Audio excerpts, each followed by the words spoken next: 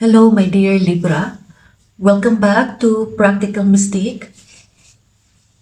Ngayon ay alamin natin kung anong mensahe para sa iyo mula sa Poong May Kapal sa pamamagitan ng mga tarot cards na ito. As I'm gonna be using the Lightseer Tarot deck, the Beginner Tarot deck, the Karma cards, and Powerful Thought cards by Lucy. By the way, I am so sorry for my long absence kasi I am so tied up with my work. But for now, let's dive in for what's the message you need to know for this month of October. Ang unang card mula sa Lightseer Tarot deck para sa iyo is itong tinatawag na The World. The World is the first arcana card for you. Ito ay may kinalaman sa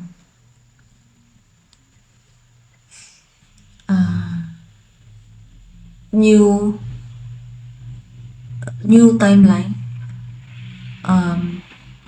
new beginning para sa iyo. Kung napapansin mo, itong geometrical shapes, geometrical forms na nasa likod, it is actually a geometrical figure for that symbolizes life, no? It's a geometrical forms for representing life. And dito sa labas, ito geometrical shape, ito at saka ito, pati din ito. Hindi ko talaga na matatandaan kung ano ang sumisimbolo nito ng mga ito. Pero I think this one is about it's a geometrical symbol when you meditate and doing the Merkaba meditation. You come up to this only when you do that kind of meditation, sorry. So I think the world is referring to going to somewhere which is something very new for you, and it's just that you are amazed to enter to that new cycle.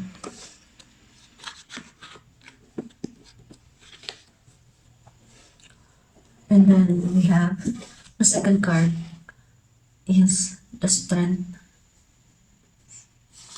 Malakas ka, kagaya ng leon na ito.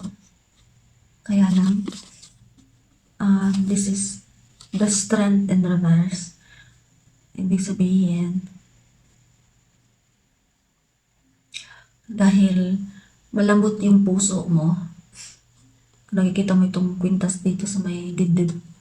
At saka itong ano na ito, yung tinatawag na shape. Kasi yung shape nangangahulugan na sumisimbolo ng kabaitan, kalambutan ng damdamin, or kagandahan ng loob.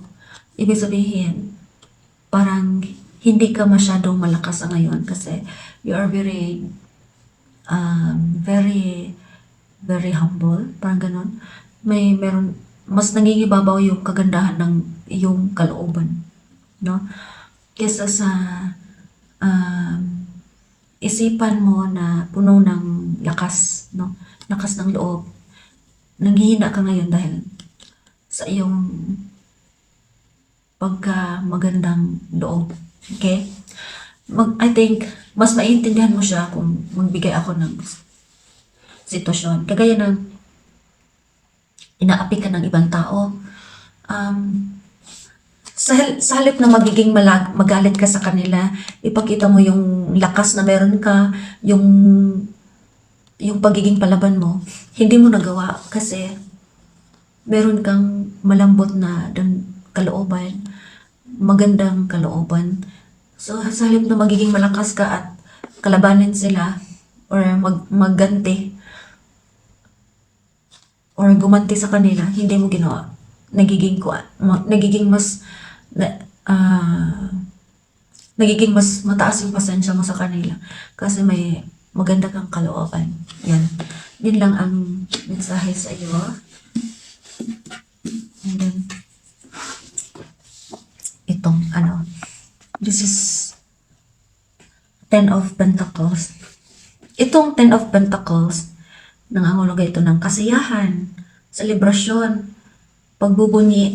Nakikita mo, may magandang pamilya, masayahing pamilya. Dahil nagmamahalan sila, masayahin yung anak, yung bata. At meron pang aso dito na umaaligid. They are very happy, very secured, at the same time protected. It's represented by this dog. Ten of Pentacles ay nangangahulugang playful, no? Masayahin, palakaibigan, parang simultaneous, spontaneous.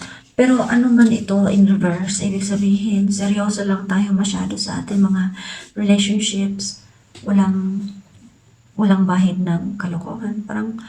At wala ding bahid ng kaligayahan. Parang,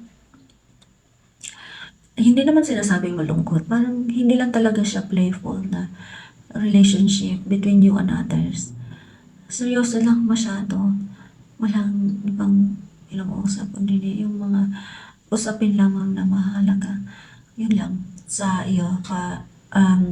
Ibig sabihin nito nung Ten of Pentacles.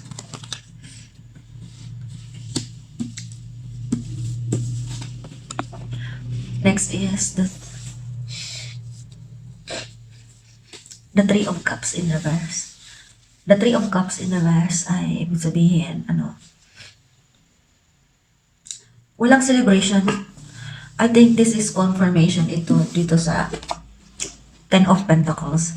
Seryoso masyado tayo dito, no? Kasi, sa halip na magbunyi tayo, mag-celebrate, kagaya nitong dalawang babae na ito, nagsa-celebrate sana, nagiging masaya sana, pero hindi masaya eh. Parang, I think, meron kayong conflict, or ang iba sa inyo is, seryoso masyado sa iyong relasyon, sa iyong kaibigan, sa iyong pamilya, no? So, represented by the Three of Cups. Walang kaligayahan, no? Hindi kayo playful sa ngayon. Parang seryoso kayo masyado. Or kaya, meron talagang hindi pagkakaunawaan, no? Or meron kayong ginagawa na hindi naman talaga mabuti. Kagaya ng nagchichismisan kayo, kagaya nitong mga babae na ito, no? Hindi ka masaya kasi nga yung ginagawa mo mismo ay hindi ka aya-aya. Kagaya ng pagmamarites. Nagsasama kayo pero hindi naman talaga kayo masaya kasi meron kayong ginagawa na hindi naman talaga kaaya-aya. Kagaya ng marites, no? Nagchichismisan kayo. So, hindi niyo ma-achieve itong Ten of Pentacles, which is playful energy. Seryoso kayo talaga basta magmarites. Tapos ito naman, the King of Wands. The King of Wands in the verse. Ibig sabihin, by the way, itong wand, the wand represents desires, no? It represents passion. It represents creativity. Now, the King of Wands is saying na parang wala kang gana na gawin ang isang bagay. And you feel it like you are not supported by the divine. Kasi kung King of Wands in the upright, ibig sabihin, determinado ka talagang gawin ng isang bagay. And you are feeling it like you are supported by somebody. By the people around you, you are supported. And in this case, King of Wands in reverse.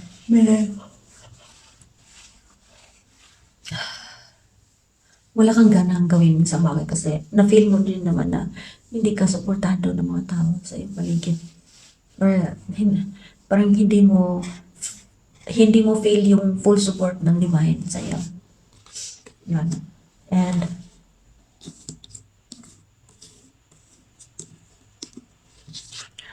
next is tinatawag natin na the Empress. The Empress in reverse. Ibig sabihin, nakakaranas ka ng insecurity, infertility, or ang iba sa inyo ay kulang ng asenso sa sarili, no?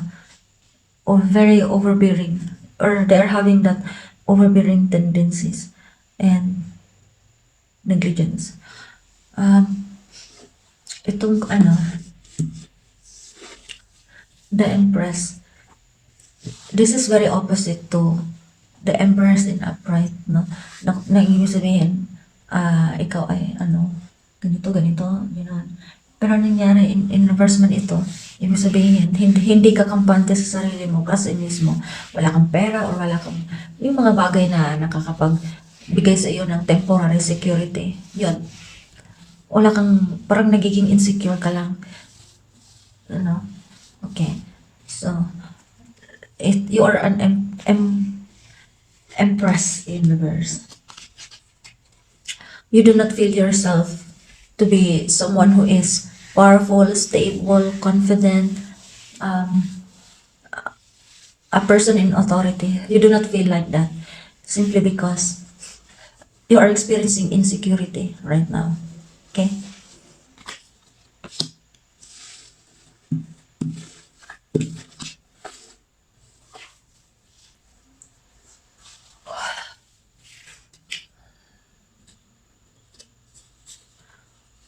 And another card from this beginner tarot deck is that you are the Ten of Wands. This is Sagittarius energy. The Ten of Wands is saying na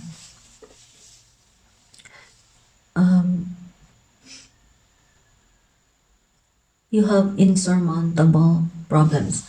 Meron kang kinakaharap ng mga problema nga sa ngayon, pinapasan mo siya. Gaya na ito.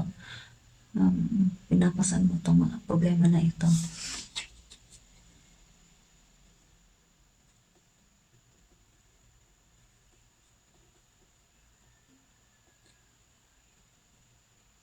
Flagging a dead horse. Duty bound. Resign to fate. Ibig sabihin, meron kang kinakaharap na problema na sa tingin mo ay hindi mo kaya. Or ang iba sa inyo ay umaasa sa wala. And ang iba sa inyo ay talagang napaka-busy, no? Pero hindi naman talaga productive. Tapos wala pang fulfillment. Parang gano'n. Ito yun. Kinakahulugan ng Ten of Wands in reverse.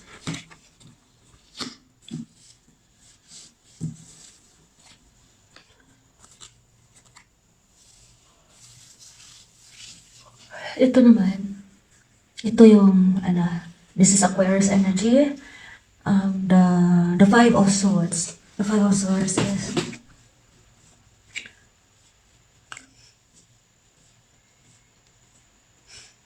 nakadama ka ng pagbabago. Lumulubay ka na sa iba. Parang lumalayo ka na sa kanila. And you do the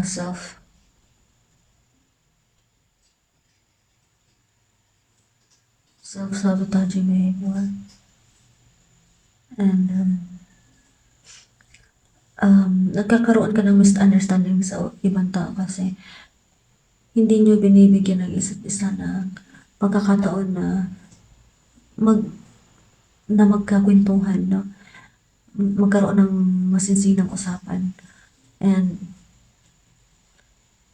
ang iba sa inyo, parang ang best scenario dito is yung yung relasyon ninyo magkakapatid.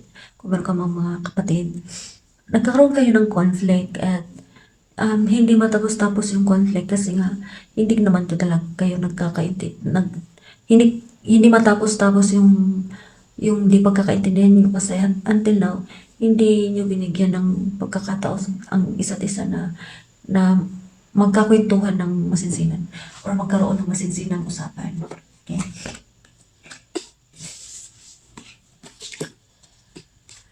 Next is, tinatawag natin na Seven of Cups.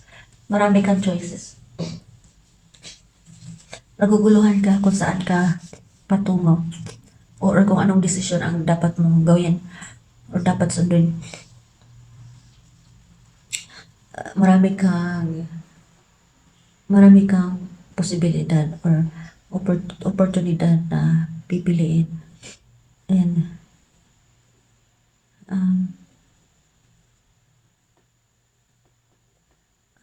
ang procrastination ay imahinasyon lang para sa'yo. Yung mga fantasy, illusion, wishful thinking, and imagination, hallucinations.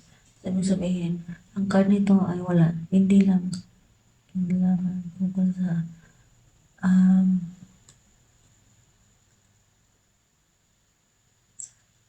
mga oportunidad ko din. Nagkailangan din ito sa pag-hire sa ibang tao, bigyan ng pera para sabi na kung ano man yung para sa kanila totoo. Ganyan lang. Okay. So ito, Seven of Cups. Marami kang papipiliin. Saan mo gusto? Dito ba? Dito. Lahat lang sila mayroong mga magagandang promises. Pero hindi ka nakakasiguro kung saan ka talaga dapat. So, pag-isipan nito ng maigi. So, ano talaga ang dapat. Next is the first card from the Karma cards. The kind of planets. The kind of planets that is being inculcated is Saturn. Okay. Ngayon, ang mensahe nito sa iyong kaluluwa is be realistic. Magiging realistic ka sa ibang bagay. Ukol sa ibang bagay. Or ukol sa isang bagay. And then, ang mensahe sa iyong isipan is live in the moment, no? Think of the present only. Be realistic, be practical din. When it comes to mental situations, mental aspect. When it comes to mental aspect. So, be concerned in the present moment and be realistic, be practical.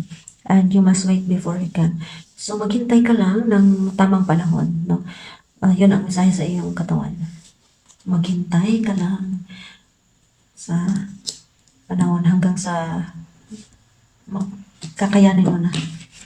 And then, ito ay houses, no? Kinalaman sa houses. And the kind of house is fifth house.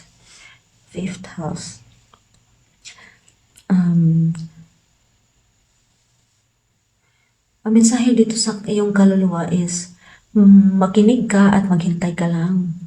Makinig ka at maghintay ka lang. I think this is double confirmation to. Mensahe dito sa katawan, dito sa planets na Saturn. You must wait before you can. Makinig ka hanggang sa kakayanin mo na. Dito, manalig ka lang, no? Manalig ka lang. Yun ang mensahe sa iyong kaluluwa. And then, ang mensahe sa iyong mental aspect is mag-enjoy, maging romantic, and making art. Ibig sabihin, have fun,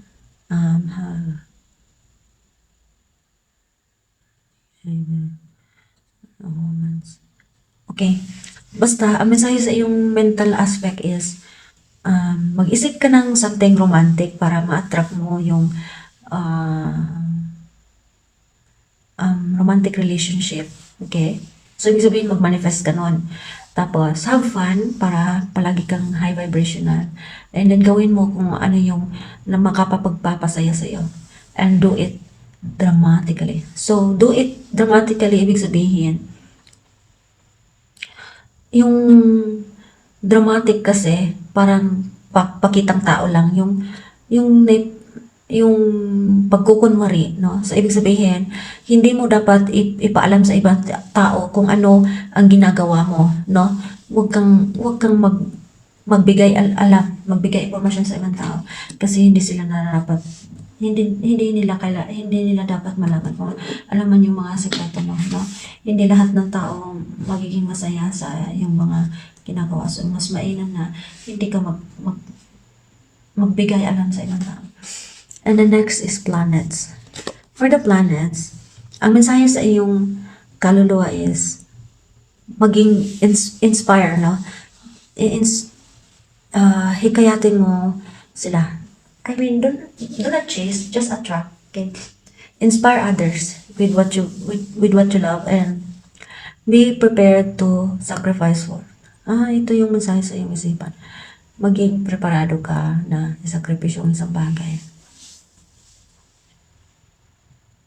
And then practical message for your practice is yellowing. Inspire others with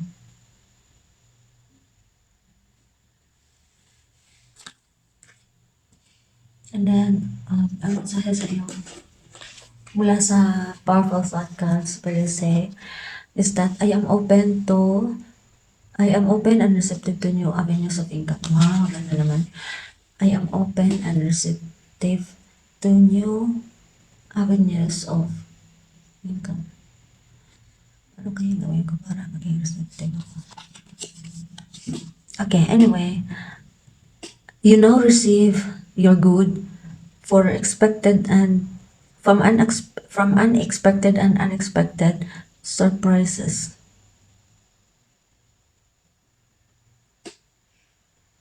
And you are unlimited being, accepting from an unlimited source in unlimited ways. I'm blessed beyond everything. Amen. And ang panghuling card lang sa Powerful Thoughts card. Ito. Life. I trust the process of life. Ibig sabihin, magtiwala ka lang sa buong may kapal. Kasi yung ating buong may kapal, ang ating Panginoon ay isa din siyang hardinero, kumbaga. Tapos tayo yung mga halaman na inalagaan niya. Bawat estado natin buhay ay nagrepresenta ng pagbabago. Kagaya nitong halaman na ito, tayo ay mga bulaklak ng divine universe or ng hardinero. Ngayon, itatanim tayo dito sa malaki-laking pot na ito. Kapag malaki na tayo masyado, ililipat naman tayo sa mas malaking pot. So, nagagalagan na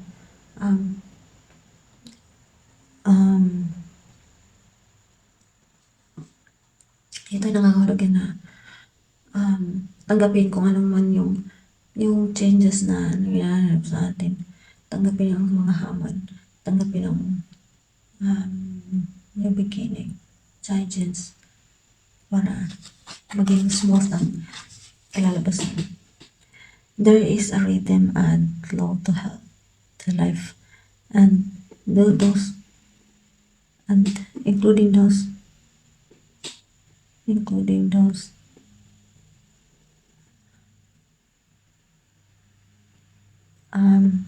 life supports you and brings to you only good and positive purpose and positive experiences. So trust the process and explore good enough in the long run. And then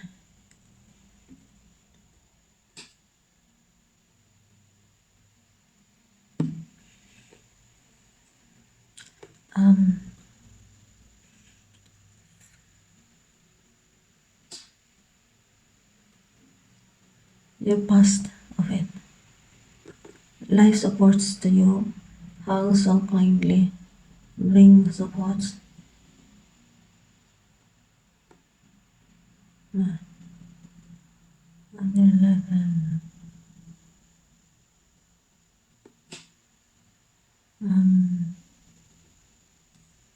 Find time to find and time and you are part of it. Life supports you and bring to your only you, to yourself. Be proud of yourself. I love this video. I'm not sure about this. Um, Life brings the moment. So life supports you and you flow. Yeah.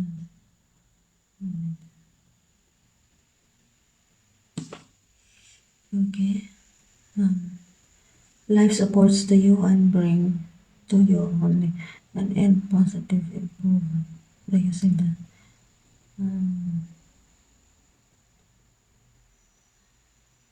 The trust. Okay. Trust.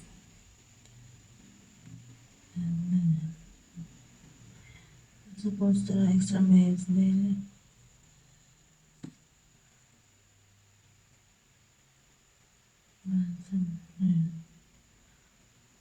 Only good and positive experiences. You trust the process of the life to the present to be only good and never feel. I know if I did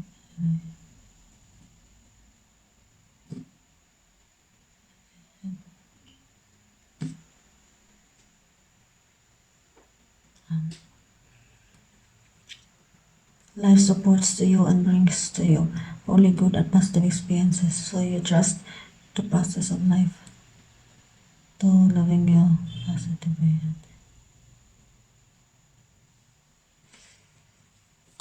So this is what I have for you, my dear Libra. See you in the next reading. Goodbye for now.